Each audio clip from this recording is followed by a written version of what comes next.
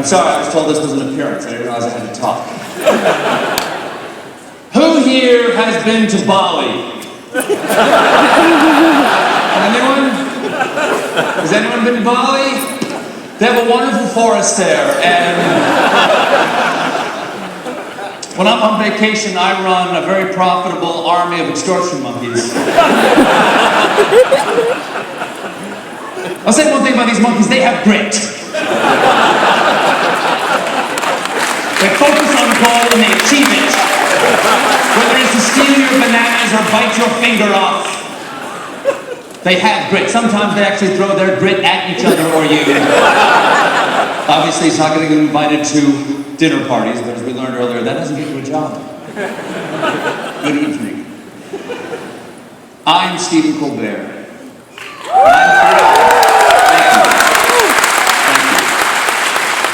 I'm thrilled to be here today to promote my new secure data service, Cloud Fog. If you haven't seen our booth here, that means the firewall is working. But first, I want to thank all of you for inviting me to address this gathering of the best cryptographers in the world. Let me begin by saying 0110. 100011011001. And I mean that. Now, I'm something of a cryptographer myself in that I have LifeLock. I'm pretty sure the NSA can't crack that one yet. They'd have to catch that little lock on its little legs there, and it's pretty fast. But all of you here are truly the expert hackers. You're the ones on TV shows and movies who look at the computer terminals and somehow have the numbers and letters projected right onto your face. Many of you are such advanced cybermancers that you might not even be here right now. You're probably deep in the Matrix, wearing skin-tight leather outfits, dancing at a subterranean rave orgy. I have got to get on those invitation lists. Anyway, to those few of you here today who are not holographic avatars, welcome. Let me be the last to welcome you to RSA conference. First, just a little thank you. Thank you, grandfather. First, a little background on the conference today.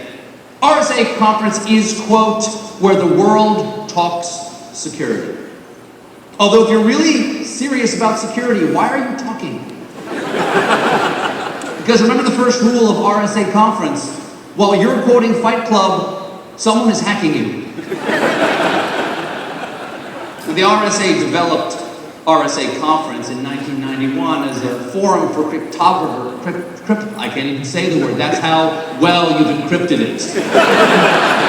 Cryptographers to gather, talk shop, and I assume breed with one another. Of course, officially, that's called exchanging private keys.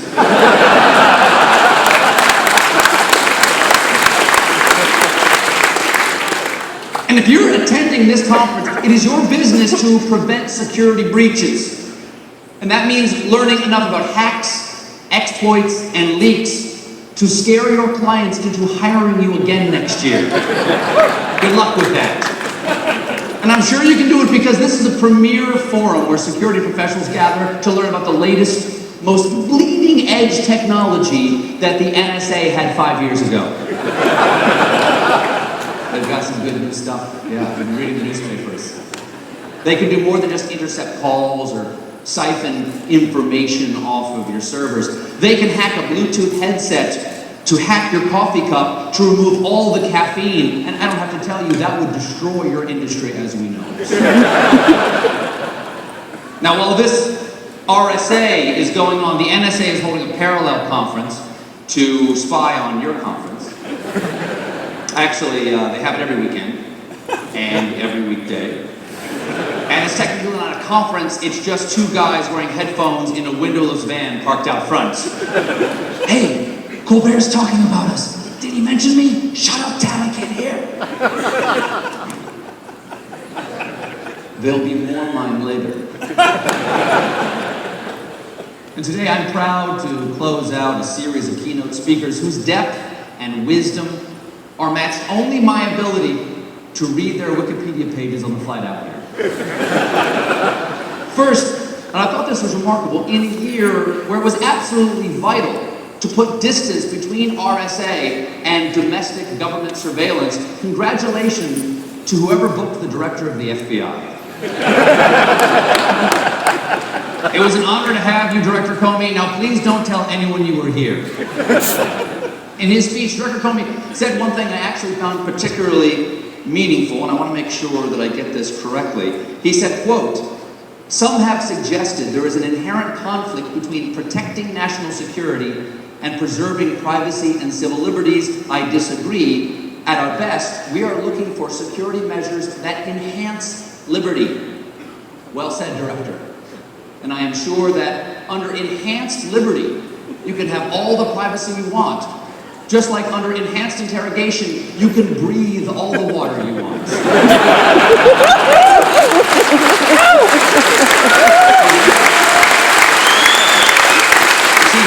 is he still here?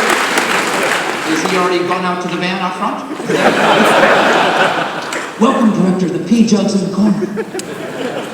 I told you there'd be more mine. The conference also welcomed Nawaf Bitar of Juniper Networks, who told us why the next world war will be fought in Silicon Valley, which is great news for all of us who've been hoping for some more casualties there. Then there was Scott Charney, Corporate Vice President of Trustworthy Computing, Microsoft. That's right, trustworthy computing. Not everyone can book a speaker from an Orwellian dystopia. I look forward to next year's speech from the Executive Director of Sweet Dreams Euthanasia Clinic Incorporated. And of course, the elephant in the room is that I was asked not to come speak here. That came as something of a shock to me. Normally, I'm asked not to be somewhere only after I've spoken. Here's what happened in a nutshell. In December, Reuters reported, without, as far as I can tell, supporting documentation, that RSA accepted $10 million from the NSA to promote a flawed crypto standard based on a weak random number generator. And as we all know, in cryptography, a strong random number generator is absolutely essential. And they should have come to me. At CloudFog, we used an advanced polyhedral extruded polymer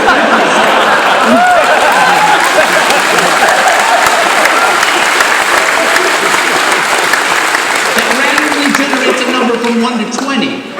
And if you roll it twice, it can do percentages. Like this, I can... Damn it, I didn't save against fire. Okay, that's double damage on my orc mage. Now, in response to this report, RSA claimed that they promoted the supposedly compromised number generator 2 years before the alleged NSA payoff, which for me totally exonerated RSA, at least until Ed Snowden reveals the NSA has been wiring money through time. Now, a lot of people, maybe some in this room, were upset to learn that I'd be speaking here today. Many of you see me as a champion of privacy, which I know because I've read your emails. There was even, this is true, there was even a widely reported petition urging me to boycott the conference. But I came for 3 reasons. 1, as a freedom lover, I do not engage in boycotts. I eat Iranian apricots, I smoke Cuban cigars, and I snort North Korean meth. Because I want to, because it's the right thing to do. 2, I looked at the signatures on the online petition, then I looked at the signature, my signature, on the bottom of the contract saying I would be here today, and my conscience was clear. As long as the check clears. It's not actually a check. They gave me a Bitcoin voucher from Mt. Gox.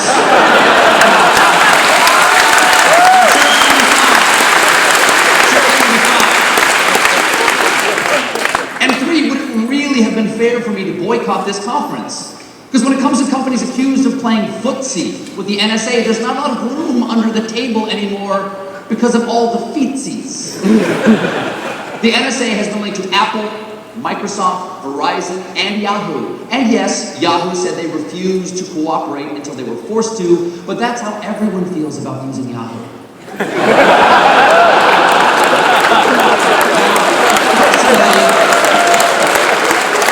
I hope RSA took the money. If they didn't, they really should have. I mean, let's face it, these days, all of us have Uncle Sam's hidden cameras up in our junk. Shouldn't someone be getting paid for it? Because you can talk all you want about best security practices and industry standard algorithms and two-factor authentication, none of which I understand. The fact is, Americans have no expectation of privacy anymore. We just assume that everything we say or do or write or look at and type is being simulcast to a video wall in the NSA steam room / spank bank. At least until Google's done using all that data to show us ads. And we all deserve credit for this new surveillance state that we live in because we, the people, voted for the Patriot Act. Democrats and Republicans alike, we voted for the people who voted for it, and then voted for the people who reauthorized it, then voted for the people who reauthorized it. The American people have spoken. You don't change horses in mid-wiretap. And it's more than just a passive acquiescence on the part of the American people. Americans have proven time and again that they enjoy handing people with no accountability millions and millions of dollars to set up surveillance equipment and record things that really should be private. And I'm not just talking about The Bachelor. Though to the NSA, are we not all Juan Pablo? Now, thanks to the NSA's blank check from Congress, everything we do and say is now stored in massive data centers the size of 3 football fields. So that airplane hangar-sized building going up outside your town, for once, it might not be a Walmart. And I think all these revelations of the far-flung tentacles of the NSA surveillance just prove that when you give someone an unlimited budget and no supervision, the results are always fantastic. You know the saying, absolute power succeeds absolutely.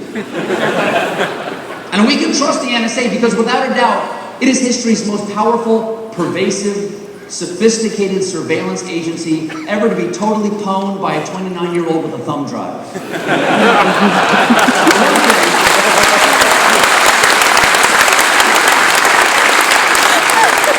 Thank you, I did say that. Now, one thing that we have learned from Edward Snowden is that the NSA's idea of data security, and this is true, was hiding its secrets in PowerPoint. I assume for an extra layer of camouflage, they put that inside a folder labeled tax stuff, which was inside another folder labeled not porn. You know, they really should have used cloud fog. More on that exciting new product in just a moment. Now, quick show of hands. Who here supports Edward Snowden? Anyone?